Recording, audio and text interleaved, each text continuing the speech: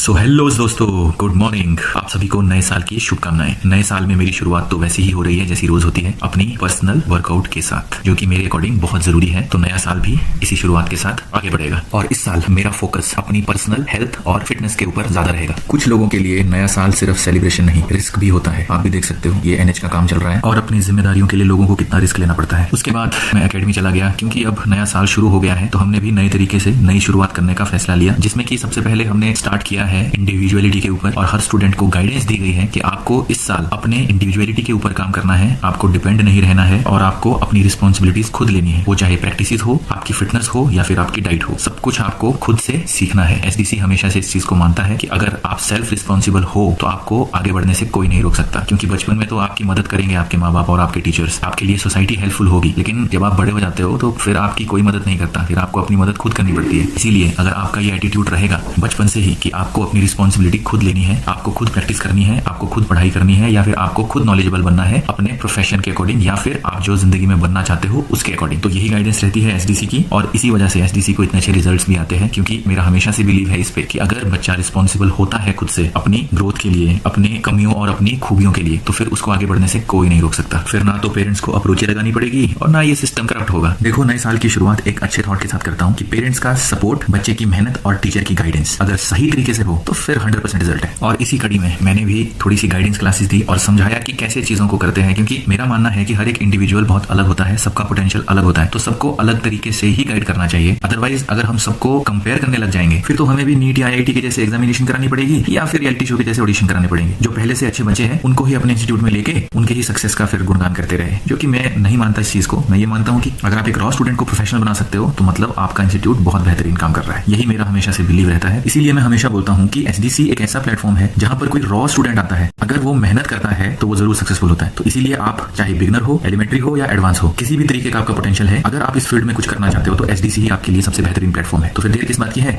आइए, विंटर में हमारे कैंप्स लगने वाले हैं, वर्कशॉप लगने वाली है, तो ज्वाइन कीजिए एसडीसी संजौली न्यू शिमला और ट्यूब में। बाकी ऐसे ब्लॉग देखने के लिए मुझे फॉलो कीजिए फेसबुक, इंस्टाग्राम और यूट्यूब पर। धन्यवाद।